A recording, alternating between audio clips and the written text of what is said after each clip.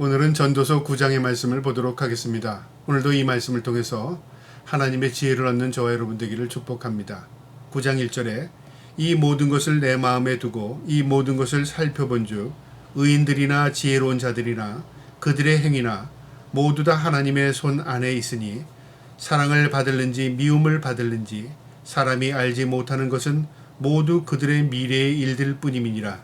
사람에게 있어서는 지혜로운 사람이나 또 의인들이나 모두 예외 없이 하나님의 손 안에 있다 그 말이죠. 그러니까 주권이 하나님께 있다 그 말이죠. 어떤 사람이든지 그 사람의 미래가 어떻게 될지는 예측할 수 없다 그 말입니다. 아무도 모른다 그 말이죠. 사람이 그들에게 형통한 삶을 살게 할지 하나님께서 그들에게 재난을 주시고 불행한 삶을 살게 할지 누구도 예측할 수 없습니다. 그러나 중요한 것은요, 인생은 한계점이 있다 그 말입니다. 인간은 자신이 스스로 할 수 있는 것이 국한되어 있습니다. 노력으로 될 수 있는 것도 한계가 있고요. 또 자신의 지혜와 지식으로 이룰 수 있는 것도 한계가 있습니다. 모두 하나님께서 허락하셔야 하는 것이다 그 말이죠. 그리고 하나님의 손 안에 있다 그 말이죠. 그거 인정하는 것, 그게 지혜인 것입니다. 2절에요. 모든 사람에게 임하는 그 모든 것이 일반이라 의인과 악인, 선한 자와 깨끗한 자, 깨끗하지 못한 자, 제사를 드리는 자와 제사를 드리지 아니하는 자에게 일어나는 일들이 모두 일반이니 선인과 악인, 맹세하는 자와 맹세하기를 무수하는 자가 일반이라. 모두가 일반이라. 무슨 말이냐면 다 인간의 관점에서 보면 동일하다 그 말이죠. 모두 죽는다 그 말입니다. 선한 사람은 오래 살고 악인은 짧습니까? 그렇지 않습니다. 인간들이 보기에는 예측할 수 없습니다. 또 어떤 사람은 제사를 드리고 예배를 했기 때문에 그 사람은 복을 받고 어떤 사람은 예배를 드리지 않았기 때문에 저주를 받았습니까? 그것도 아니라 그 말이죠. 인간의 눈의 관점에서 그렇다 그 말입니다. 선한 사람은 복을 받고 악한 사람은 화를 당하고 인간의 관점에서 그렇지 않은 것 같아요. 그래서 솔로몬이 의문점을 갖잖아요. 왜 악인이 더 오래 살고 어떨 때는요 악인이 더 잘 되는 것 같이 보여질 때가 있다 그 말이죠. 이게 뭔가 인생에 대해서 많은 괴로움, 번뇌를 갖게 됩니다. 인간의 관점에서 보면 해답이 없는 겁니다. 맹세하는 자나 맹세를 무서워하는 자나 다 일반이라 그 말이죠. 이게 인생의 한계입니다. 인간이 인간을 관찰하고 인간이 인간을 평가하고 인간이 인간을 또 분석해서 해답을 얻는 모든 것들이요 다 한계점이 있습니다. 국한한 겁니다. 인간이 인간을 답을 낼 수 없고요. 인간이 인간에 대해서 평가할 수 없는 것입니다. 그래서 답이 없다고 말이죠. 인간들에게 있어서는. 우리가 철학적인 질문으로 인생이란 무엇인가 답이 있습니까? 답이 없습니다. 인생이란 사람마다 다 다르기 때문에 그렇습니다. 그런데 하나님의 관점에서는 답이 분명히 있습니다. 먼저 인간의 한계성입니다. 인간은 이렇게 생각하나 저렇게 생각하나 그 결국 인간의 테두리 안에서만 그 범위에서만 생각이 국한되어 있는 것입니다. 그래서 그 너머의 생각을 알 수도 없거니와 모른다 그 말이죠. 현재 일은 우리가 보고 있으니까 알지만 미래 어떻게 될지 우리가 어떻게 합니까? 모르는 겁니다. 인생의 주인이 우리가 아니기 때문에 그렇습니다. 3절에요. 모든 사람의 결국은 일반이라. 이것은 해 아래서 행해지는 모든 일 중에 악한 것이니 곧 인생의 마음에는 악이 가득하여 그들의 평생에 미친 마음을 품고 있다가 후에는 죽은 자들에게 돌아가는 것이나. 결국 인간은 살아가서요 자기의 번뇌 속에 살다가 미친 사람처럼 살다가 모두 일반이라 다 죽는다 그 말이죠. 그러니까 출생과 죽음의 그 범주 안에서 살아가는 겁니다. 조금 더 다른 사람보다 머리 돌려서 더 윤택하게 사는 사람이 있고요. 좀 더 어리석어서 다른 사람에게 지배당하고 사는 사람이 있을 수 있습니다. 세상에서는 다 이런저런 사람들이 있죠. 그러나 하나님 보시기엔 다 도토리 기적이라 그 말이죠. 사람들에게 존경을 받는다고 하나님이 인정을 해주고 사람에게 멸시를 당한다고 하나님이 인정하지 않는 인생이 아니라 그 말이죠. 인생의 평가는 하나님만이 하시는 것입니다. 4절에 모든 산다들 중에 들어있는 자에게는 누구나 소망이 있음은 산 개가 죽은 사자보다 낫기 때문이라. 산 사람이 죽은 자보다 나은 이유가 한 가지 있답니다. 뭔가 소망이 있기 때문에. 여기서의 소망은 희망과 다릅니다. 희망은 뭐냐면 가능성이 의미하잖아요. 소망은 뭐냐면요 돌이킬 수 있는 겁니다. 아 이게 아니구나. 죽은 자는 돌이킬 수가 없습니다. 근데 살아있기 때문에 내가 잘못된 길을 돌이킬 수 있습니다. 그게 소망이 있는 겁니다. 돌이킨다는 건 회개할 수 있는 겁니다. 기회를 가질 수 있다 그 말이죠. 우리가 이 땅에서의 기회를 가질 수 있는 게 믿을 수 있는 기회가 이 땅에 있어 있습니다. 내가 죽어서 나중에 하나님이 계셨구나. 그때는 하나님 잘 믿으면 되지. 여러분 그거는 이미 놓친 겁니다. 우리가 믿을 수 있는 기회는 이 땅입니다. 그리고 그 기회를 붙들 수 있는 게 하나님의 은혜와 은총입니다. 그 믿음은 하나님의 선물이라고 하지 않습니까? 여러분 그 은총을 간구할 수 있기를 축복합니다. 이처럼 하나님께서 우리의 인생을 누구도 앞에 어떤 일이 일어날지 예측하지 못하게 하셨습니다. 인간은 우리의 보기에는 이 사람이 낫다 저 사람이 낫다 능력 있다 능력 없다 이렇게 인간의 관점에서 평가하지만 하나님의 관점에서는 그것으로 평가하는 게 아닙니다. 저 사람이 하나님의 은총을 입은 사람이구나. 저 사람이 하나님의 말씀대로 선하게 사는 사람이구나. 저 사람이 구원받을 사람이구나. 그래서 분명합니다. 하나님의 관점에서 인생을 바라보면요. 우리가 인생이 무엇인가를 알게 됩니다. 5절에요. 산 자들은 죽은 줄을 알되 죽은 자들은 아무것도 모르며 그들이 다시는 상을 받지 못할 것은 그들의 이름이 잊어버린 바 됨이라. 산 자와 죽은 자의 차 죽으면 아무것도 기억나지 않고 없어진다 소멸된다 그 말이죠. 이것은 인간의 관점에서의 의미입니다. 그래서 너희가 살아있을 때 지금 가장 중요한 것 그거 깨달아라 그 말이죠. 여러분 나중에 깨닫는 것은 이미 기회가 없어진 겁니다. 지금 내가 살아있을 때 인생의 의미와 가치가 무엇인가를 깊이 묵상하고 생각해야 합니다. 여러분의 인생의 의미와 가치가 뭘까요? 여러분 성경 말씀을 통해서 해답을 얻어야 합니다. 인간들이 주는 인생의 의미와 가치는 자기 주관적인 가치, 주관적인 의미입니다. 그리고 많은 집단들, 사회 속에서 그 현재의 상황 속에서 이루어지는 집단들의 생각인 겁니다. 그건 진리가 아닙니다. 그래서 진리는요. 영원히 변치 않는 겁니다. 시대를 초월하는 겁니다. 하나님의 말씀은 시대를 초월해요. 그러니까 하나님의 말씀은 변치 않습니다. 인생의 답을 말씀을 통해서 얻기를 바랍니다. 7절에요. 너는 가서 기쁨으로 내 음식을 물을 먹고 즐거운 마음으로 내 포도주를 마실 것이라. 이는 하나님이 내게 하는 일들을 벌써 기쁘게 받았음이라. 스스로 기뻐하는 것입니다. 스스로 감사하며 사는 겁니다. 즐겁게 사는 겁니다. 인생의 의미를 무엇으로 깨닫게 되냐면요. 하나님께서 나에게 오늘 하루를 베풀어 주실 은혜가 있구나. 그 안에 그 범주 안에서 감사하며 기뻐하게 사는 것. 지혜로운 사람입니다. 여러분 어떤 사람이요. 난 내일 감사하고 내일 기뻐할 거야. 오늘은 아주 고통스럽지만 내일 감사할 거야. 그리고 오늘은 다 찌그러지게 살았어요. 오늘은 고통 가운데 살았어요. 근데 내일은 내게 허락이 되지 않았어요. 그러면 어떻게 될까요? 내일이 없는 인생이라면 불행한 인생이죠. 그가 아무리 많이 가지고 있을지라도 아무리 누릴 것이 많을지라도 내일은 그의 날에 없는 날입니다. 성경에 그 비유가 있어요. 어떤 농부가 추수하는 날 곡식물을 많이 걷어들였어요. 농사가 잘 된 거죠. 그래서 그 창고에 늘리니까 창고가 부족해요. 창고를 더 크게 지어서 거기에 가득 채웠어요.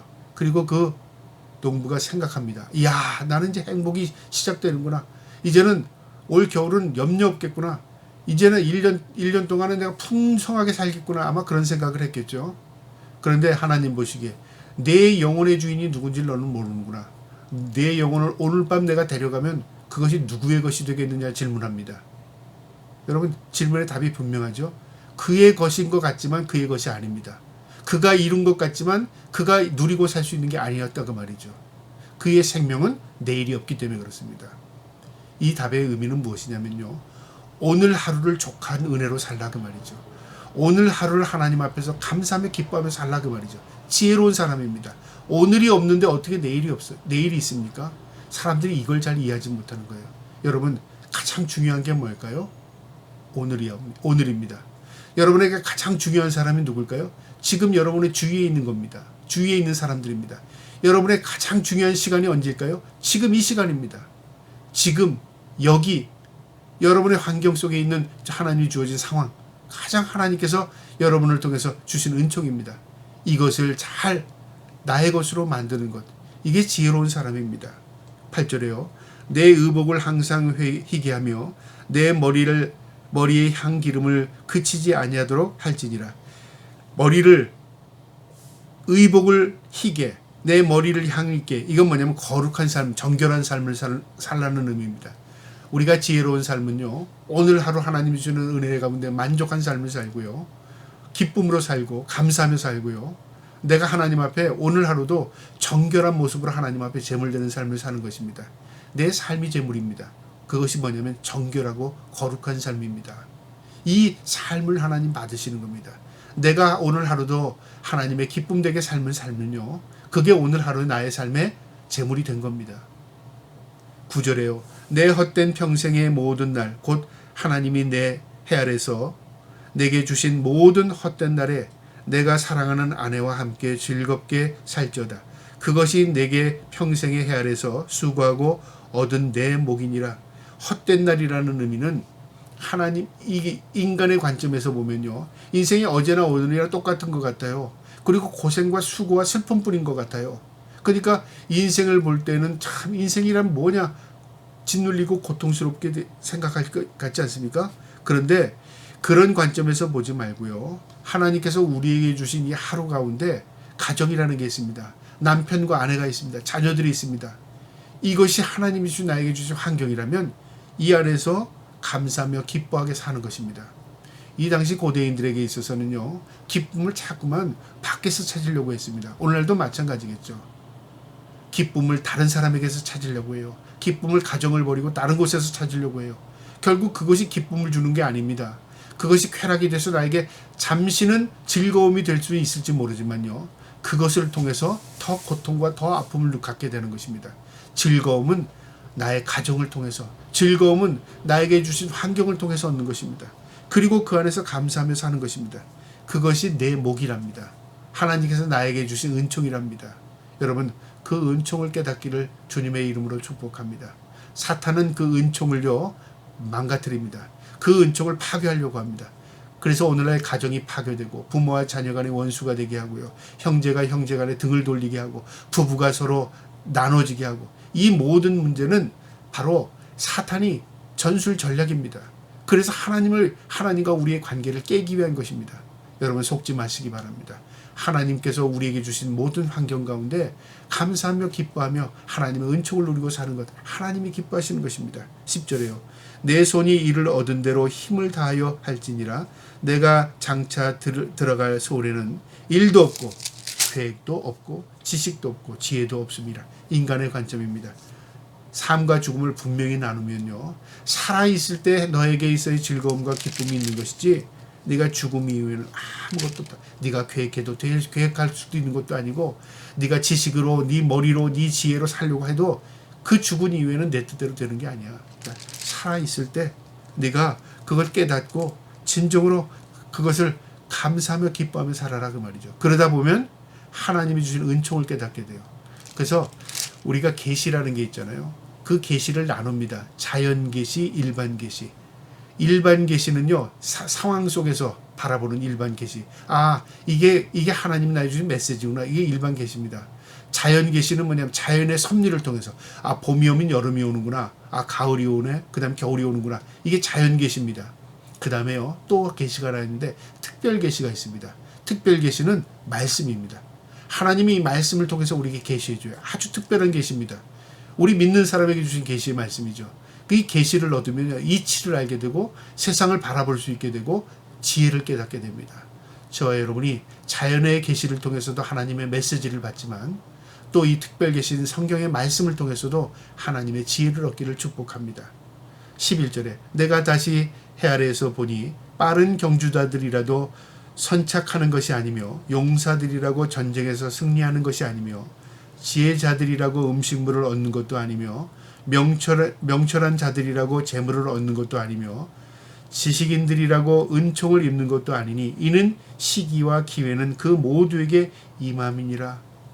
참 이 놀라운 말씀입니다. 싸움 잘한다고 전쟁에서 이기는 것도 아니고, 잘 달린다고 경주에서 1등하는 것도 아니고, 지혜롭다고 해서 많은 거 누리고 사는 것도 아니고, 똑똑하다고 해서 재물을 얻는 것도 아니며, 지식이 많다고 해서 은총이 많은 것도 아니라 그 말이죠. 모든 시기와 기회는 그 모두에게 다 있다 그 말이죠.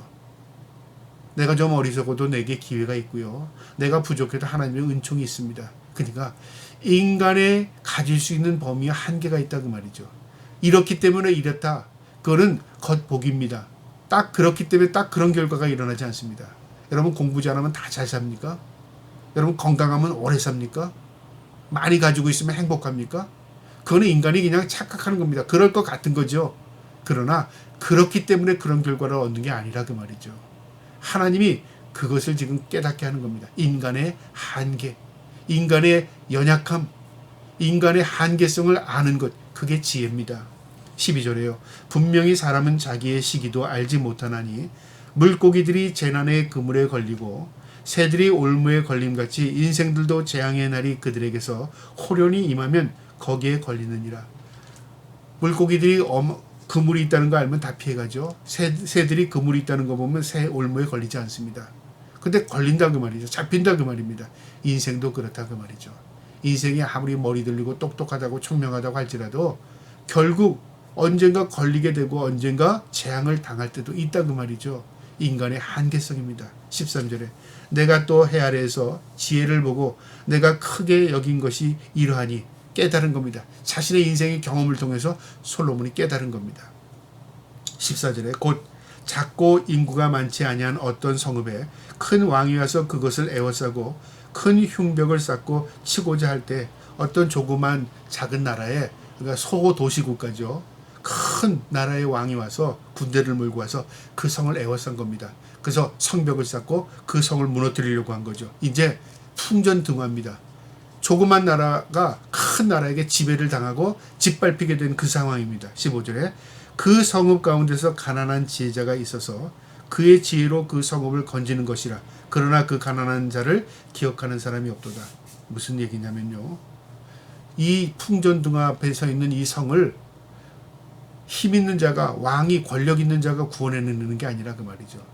이 자그마한 성에 가난한 어떤 지혜로운 사람이요, 이 성을 구원해냈어요. 어떤 방법으로 구원해낸지 성경에 기록되어 있지 않습니다.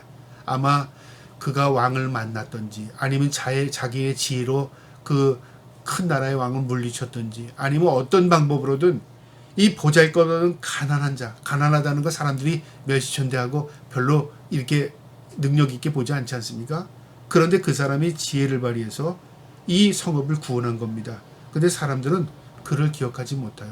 아니 저 사람이 뭘 했겠어? 무시한다 그 말이죠. 그 사람 때문에 성이 구원받았지만 성은 그 사람을 기억해 주지 않아요. 그러니까 어떠죠? 그 사람의 입장에서 슬프고 섭섭한 일이겠죠? 그런데 인생이란 그런 거다 그 말이죠. 하나님은 아신다 그 말입니다. 16절에 그러므로 내가 이르기를 지혜가 힘보다 나으나 가난한 자의 지혜가 멸시를 받고 그의 말들을 사람들이 듣지 아니한다 하였도다. 하나님 보시기에는 어떠냐면 그 어떤 왕보다 힘 있는 자보다 그 가난한 지혜자가 훨씬 낫다 그 말이죠. 그런데 사람들은 그를 인정하지 않아요. 그러니까 하나님이 인정하는 것과 사람들이 인정하는 건 달라요. 하나님께서 그들을 평가하는 것과 사람이 평가하는 게 다를 수 있다 그 말입니다. 우리가 때로는 왜 하나님 나를 이렇게 내가 올바르게 정직하게 사는데 하나님 세상 사람들이 나를 무시합니까? 나는 바르게 살려고 하는데 나는 이렇게 어렵습니까? 원망할 때가 있잖아요. 하나님은 그렇게 보시지 않습니다. 네가 그게 능력이다.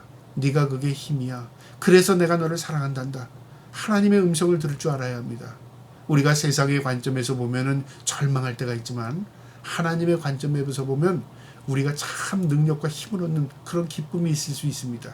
여러분 그 관점, 그 시야를 발견할 수 있기를 축복합니다. 17절에요. 조용히 들리는 지혜자들의 말들이 우매자들의 다스리는 자의 호령보다 나으니라. 지혜자의 말이 우매자가 능력과 힘으로 권력으로 짓누르는 것보다 훨씬 낫다 그 말이죠. 하나님 보시기에는 이처럼 지혜자는 조용하게 움직이지만 결과는 어떤 권력자보다 더 나은 능력을 발휘할 수 있다 그 말입니다.